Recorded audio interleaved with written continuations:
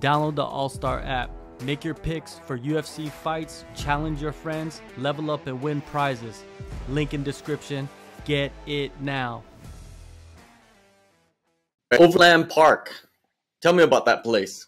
Overland Park. It's a suburb of Kansas City. It's on the Kansas side. Kansas City is actually in Missouri. But Overland Park is on the Kansas side of the state line, and it's a pretty good sized suburb and really nice one. Yeah, and that's the location of your gym, Overland Park, and it's getting a lot of attention, man. What are the people in the neighborhood when they come into the gym? A lot of people come into the gym and like they know about the UFC. They've seen us on TV, like they've seen us on the UFC. And then a lot of people come in the gym and don't know anything that we have any fighters at all. And I love that, man. Like there's every day like tons of people come into the gym to try classes and they don't know who I am. Like they're like, "Hey, do you work here?" And I'm like, "Yeah." So I think that's awesome, man. It is. It's a good balance, right? Like people know you, but people that don't know you. It's cool to like talk to people that are kind of like new to the fight sure. game or whatnot. Yeah, for sure. I think it's great to have both, you know. All right, man. Let's talk about the beginning of the year, man. You started off probably in the middle of camp or in camp and took on Kurt Holloway, got the decision win there. Was there anything that you prepared for Kurt that really was effective in the fight? I'm pretty sure there was a couple things, but like, was there anything like in particular that was really effective? Well, I did train to like keep him from pressuring me because I thought that like he would try to pressure me to the wall. And That's exactly what he did. Hats off to him because I did have some strategies to not allow that to happen, and he was able to do it. But you know, I had planned to. One thing that I think went better than I thought it was going to go was I dealt with a lot less of his guards and submissions and scrambles and the grappling that I had trained to. So that just means that my positioning is tight. And I was able to cut through his guards and control him and keep the grappling contexts completely in my favor really well. And that was something that I had obviously trained to do, but I thought that it would be a little bit messier than that. Do you feel like a lot of fighters overlook defense when they prepare for fights and they're always looking to just kind of put on their offense and that's like 90% of like their mentality? Yeah, probably. And especially in the striking, like I think a lot of guys don't train like any specific defensive responses or tactics or focus on it much. But with the 4 ounce gloves, you have to be almost perfect in there, you know, so your defense has to be on point. And as far as submission defense, like when I watch the UFC, I watch all the fights, and I think that the submission defense IQ of the UFC as a whole is very low.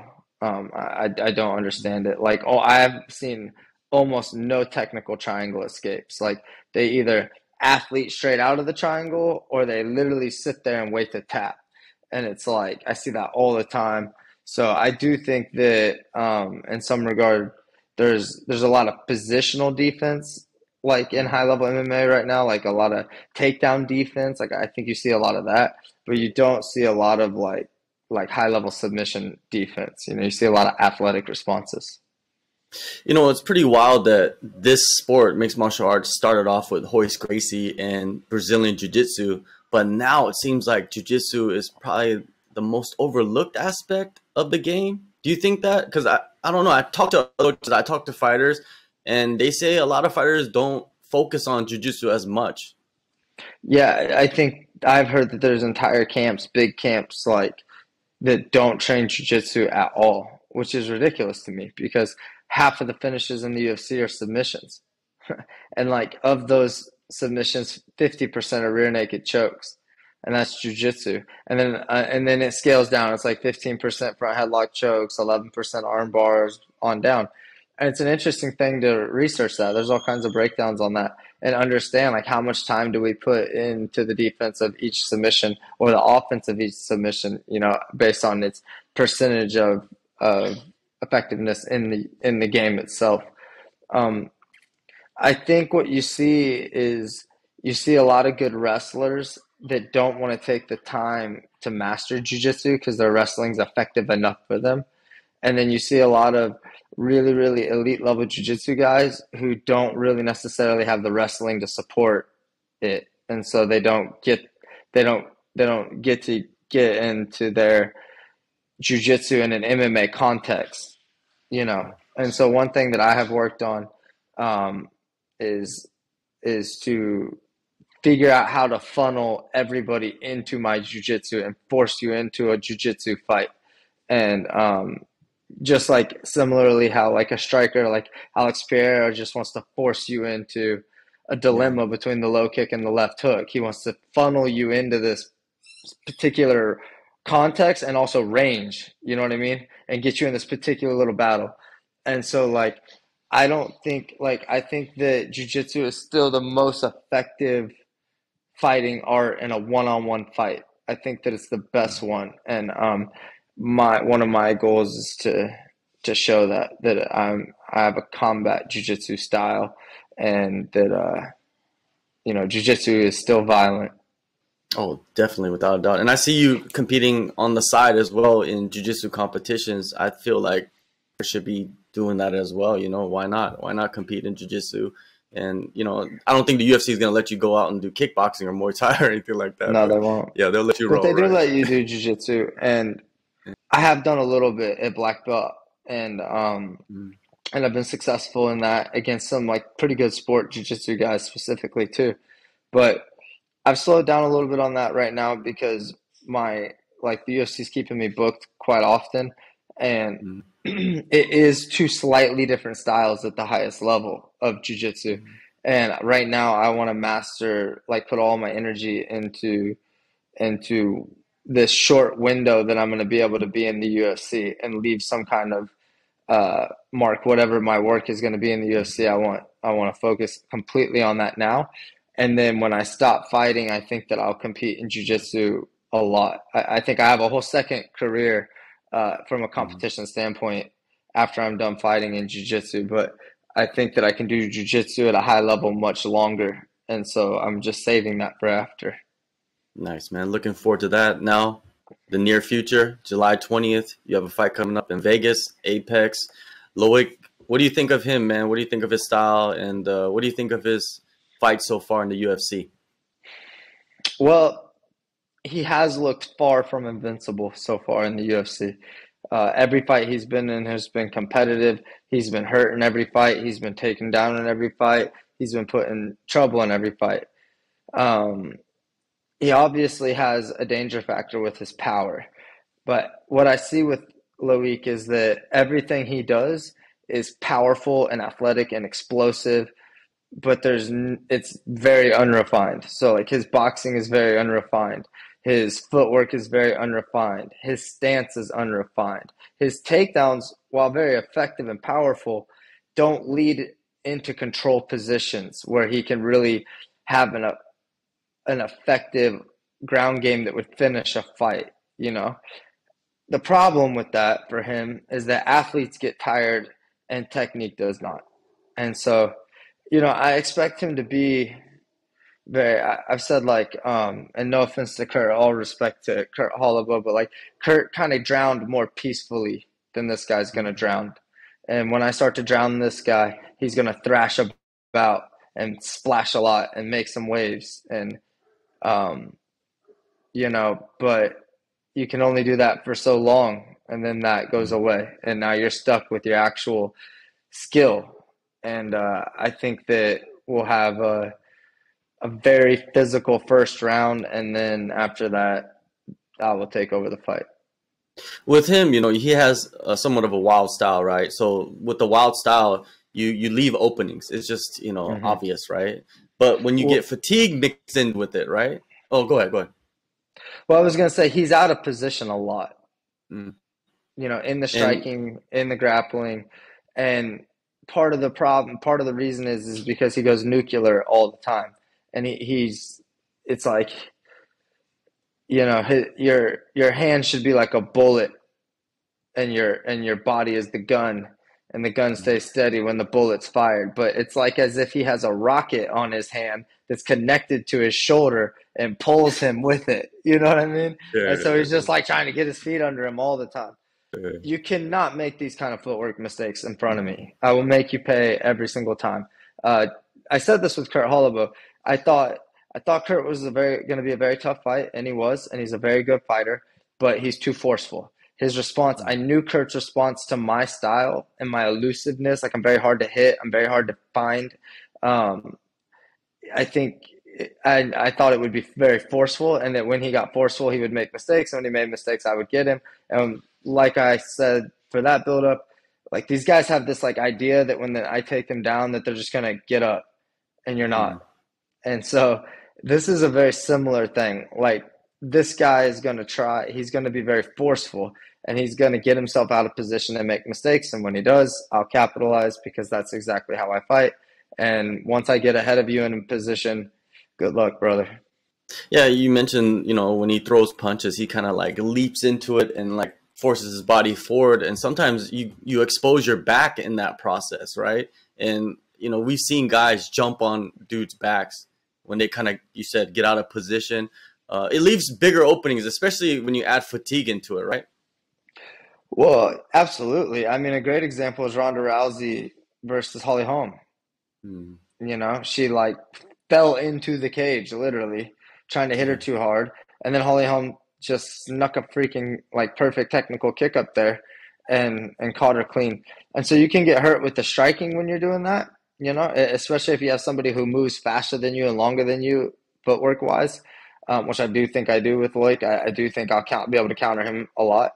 And also with the grappling, you leave yourself open for takedowns. You leave yourself, if the person gets behind you, they can just like be opportunistic and jump your back. And I'm ready to walk him down a system of control to finish, and I'm also prepared to make spontaneous reads and execute in the moment. Like, you know what I mean? Anything. I'm ready for all these things. I'm ready for a technical fight. I'm ready for a brawl. I'm ready to stay technically sharp and emotionally even in this chaos. And I just think that, like, when I watch this guy, he is very physical, but he just makes so many mistakes that I can't imagine I'm going to have a shortage of opportunities to get him out of there. When it's time for you to go into camp, you know what I mean? Like, the team around you, because you've created this pretty big team now, you know what I mean, in such a short period of time. Like, do you select certain guys that you have and be like, all right, you guys are going to be the ones that help me? Or does just everybody come whenever you have training sessions? Yeah, we group train every time, so we could have anywhere from like 15 guys to 40 guys to 60 people at an open mat. You know what I mean? So you never know. But there's plenty of bodies, and I have plenty of different looks of plenty of different attributes and levels and skill levels. And so I don't do any like private training sessions where it's just me and a couple guys. I think that having a small team, like 5 to 8 guys that you constantly train with, will shrink your defensive vocabulary and make you less creative and reactive and spontaneous when it comes to problem solving in the moment. So I like to feel a large variety of people, and like for this particular like instance, I've been doing a lot of gi jujitsu rounds, because in my 7 a.m. gi jujitsu class, I have some like really big physical guys in there that are like, purple belt, brown belt level, and they're much bigger than me and much stronger than me and very good grapplers. And I've been using them essentially as strength training. I just want to get used to feeling my positions and transitions with people that are much stronger than me, so that I can be ready for any kind of explosive movements that Loik might do, because I think he'll try to force his way out of position. So I just want to feel like what that load feels like how am I going to solve these problems in this way? And so and I've been training with a lot of the guys in my gym. I have a ton of guys with wrestling backgrounds, so I've been training a lot with like the wrestlers. But when I was trained to fight Kurt, I trained with a lot of sport jiu-jitsu guys just to get used to defending triangles and arm bars and sweeps, because Kurt's very high level at just jiu-jitsu off his back. So I trained with a lot of guys, a lot of my students and guys around that are much more like that style, so they could get used to it. So I'm very blessed to have a fantastic training environment with no shortage of looks in that room, and I use them all. Do you have a lot of teams around the area coming in to your gym and cross-training with you guys, since you guys have built such a big nuclear family of a team? On the MMA side, not very much, and that's good because we need people to fight. So we need to, like, on the local scene, and like, we go to all the local shows, all the regional shows around here, and we're fighting amateur on up, all these other teams. So, but that's training essentially. Like, we are battle testing. We're exposing ourselves to them and vice versa. But on the jiu-jitsu side, our Saturday open mat is starting to become legendary. And so we do get a lot of like people come. Like, we'll even get like college wrestlers come from local colleges and come to our open mats, and guys from other jiu-jitsu schools come to our open mats for jiu-jitsu on Saturdays, which is great. Yeah, phenomenal. Yeah, man, this is gonna be an interesting fight, man. This guy, I've seen a bunch of his fights. You're more methodical, and he's more wild. It's like a storm, two different types of storms coming together. I always wanted to ask you, like, who do you model your game after? Like, is there a particular fighters that you look at and you model your game after them? Yeah, I would say the person who has had the biggest influence on me was George St. Pierre. Okay. But I also really like Gunnar Nelson. I've taken a lot of inspiration out of Gunnar Nelson as well. So that's, and also like I've taken a ton of Damian Maia's grappling like systems and expanded on them myself and built them into my curriculum. But his overall MMA approach was too basic and got figured out too soon, and there was no adaptation, like sometimes these guys come in to MMA from another discipline, no matter what it is. And they think, well, it took me forever to get perfect at jiu-jitsu. I shouldn't learn to kickbox at a high level. So I'm not going to be able, I'm never going to get to the level. But that's not true. You can master striking in 5 years. You know what I mean? And it's like, if you really apply yourself like a professional every day. And so it's like, well, Damian Maia was in the UFC for way longer than 5 years, but you never see an evolution in his striking. It's jab, cross, head outside, single leg. It's like, there's no like kicks. Like what happens if someone takes you down off your kick? Like, great, now you're grappling. So like, if you're an elite level jiu-jitsu guy, you should be kicking constantly. Like, you should master kicks. Like Ryan Hall is an example of someone that did that. And it's interesting just to see like sometimes the guys that don't take the time, and then the years pass. And so like, but from a mat standpoint, I really have taken a lot out of his jiu-jitsu. From a tactical standpoint, I really like George St. Pierre. But one thing I really love about Gunnar Nelson, and it's really underrated, but if you look at Gunnar Nelson's fights, like from the time he achieves the takedown to the time he's in mount is so fast. Like, it's so few movements. It's so refined. It's like he's never in half guard. Like, Gunnar Nelson's not the half guard. Like, a lot of guys stay in half guard and try to no, he takes you down, he passes your guard, gets to side control, and mounts you. And as soon as he mounts you, he's immediately just elbowing like nasty elbows. And so I just take a lot of inspiration out of the directness of his game. Like, he's just so good at positioning people, like so quick. It's like, bam, he takes you down. Now you're in mount. Did he do that to Leon Edwards? Did they fight, Leon Edwards and Gunnar Nelson? Leon Edwards and Gunnar Nelson fought. And that's when you can really see, like, if you really follow Gunnar Nelson's career and then get all the way to the Leon Edwards fight and watch Leon Edwards fight him, Leon Edwards ragdolled him in the grappling. And so that tells you the level Leon Edwards grappling is extremely underrated, because Gunnar Nelson is the best of the best when it comes to grappling. And Leon, like, from my memory, I haven't seen the fight in a long time, but from my memory, Leon dominates him in the grappling department. Yeah, definitely, man. Hey, July 20th, you're back in action, man. I can't wait to see, because every time you're developing yourself, man, and as a coach and as a fighter. So it's always interesting to see like what new things that you bring to the fight, man. And I'm interested to see it against this guy. Thank you, Trey, man, always for the conversation, man. It's always a good conversation. I appreciate you, man. Thanks again.